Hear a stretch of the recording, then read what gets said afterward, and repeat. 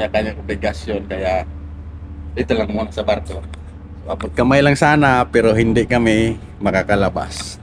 So yun, sa napakadaling istorya, abot kamay, maraming mga bahay dyan. Yan, diretso yan.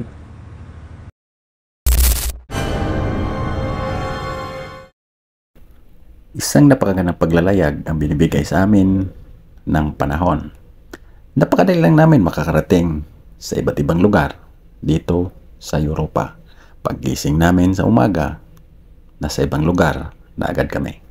Expected na makapasok kami agad pagdating namin sa Spain, sa puerto ng Pasajes, pero hindi namin hawak yung mga desisyon. Kaya magantay muna kami sa Anchorage area. Pero bago kami makakarating sa Anchorage area, papahinga muna kami kasi 9 o'clock. Yung expected namin, nandun na kami sa Anchorage area kasi mag-drop anchor.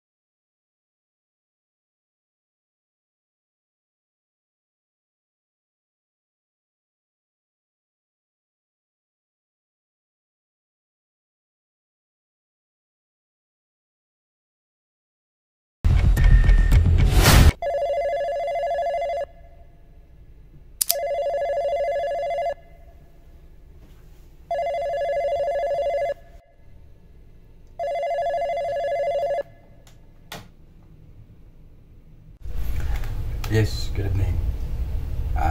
Yeah. Drop anchor, starboard side. Okay, thank you.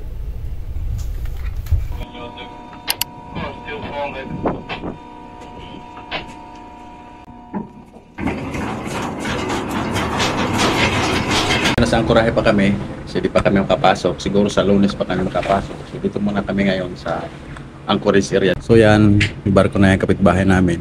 So itong lugar na to, napapaligiran ng maraming bato. Yan, mga bato yan. So doon kami papasok. Bato yan, parang mga bundok. Green pa kasi summer.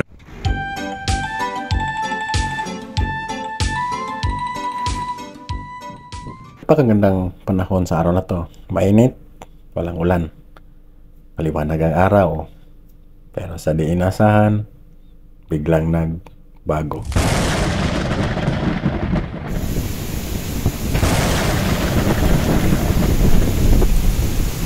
Hindi talaga natin hawak ang panahon. Pag may unos, huhupa din. Parang sa buhay lang natin.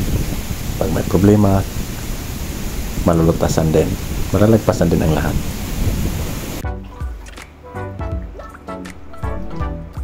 Pangalawang araw na namin dito sa Anchorage area. Pero may mga balita nga hindi namin inaasahan. Bigla kaming papasok sa puerto. Mandi pa sana yung pasok namin pero biglang nagbago. Kaya ngayon, hib up anchor kami.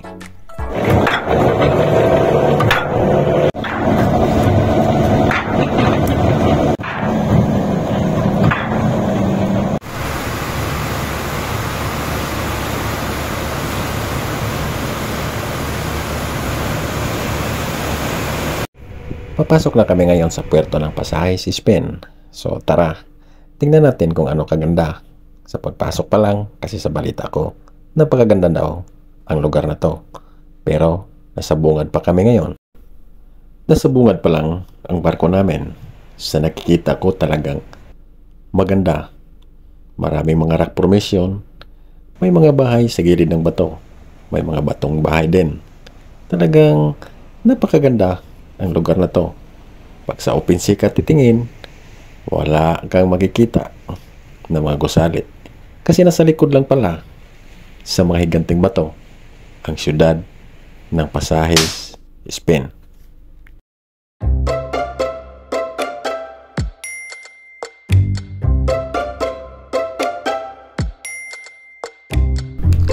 Kulay asul ang dagat nila. So napakaganda tingnan. Pero Wala kami nakita naliligo dito sa lugar na to kasi naglaki ang alon ang humampas sa mga bato.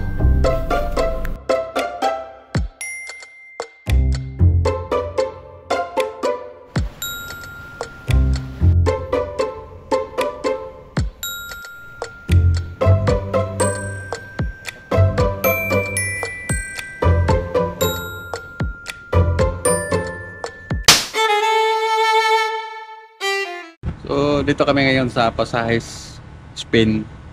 So ang lugar pala dito is parang papasok lang to na lugar na to. So doon kami pumasok kanina. Diyan, so yung dalawang bundok. Diyan, dalawa yan. So doon kami pumapasok kanina sa gitna. Papasok dito katulad ng barko na yan, no. Doon yan dumadaan. So itong syudad nila Patago. Yan, yung likod na yan, dagat. So open sea na dyan sa likod. So yan, simbahan. So abot kamay lang sana namin dito, kaso nga lang hindi kami makakalabas. Ang tingin-tingin na lang kami. So dito kami ngayon sa labas. Yan, labasan na yan dyan, malapit lang. Kung kang mag-swimming, pwede rin naman siguro. Pag hindi bawal, pero bawal siguro dito pag dito dumadaan kasi maraming mga barko. Yan, doon yan dumadaan doon sa open sea kasi yung labasan, yung pasukan dyan. So may mga bahay na dyan at saka yun, may mga bahay. Saka ito dito parang puro mga bato dito sa lugar na ito, mga bato, marami mga bato yan, pero magtataka ka bakit maraming mga puno pa rin. O kung napansin nyo dyan, mga ano yan, mga kahoy, pero yung mga kahoy dito parang ano lang, hindi masyadong malaki, hindi katulad sa atin na yung mga puno doon na malalaki. Dito walang malalaki na puno, pero maliliit lang. Yan yung nakita nyo, yan mga puno yan. Pero hindi gaano kalakihan yung mga puno dito. Hindi katulad sa atin na talagang napakalaki. Dito kami ngayon. Dito lang muna, tambay-tambay. Kasi di makakalabas.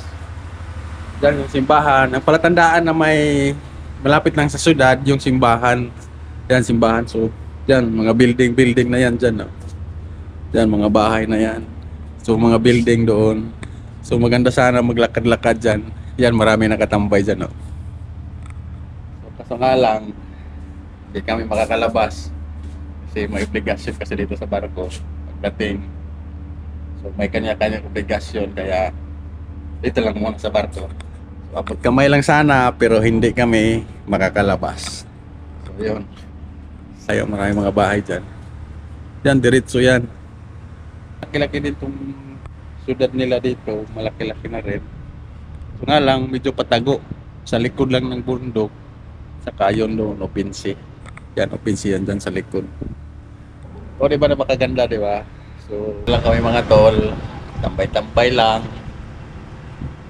Hanggang abutan ng antok. At si partner. Barko kasi may kanya-kanyang obligasyon bawat isa. So, wala tayong magagawa. Kasi trabaho natin to. Nakis lang tayo mga tol sa susunod na video.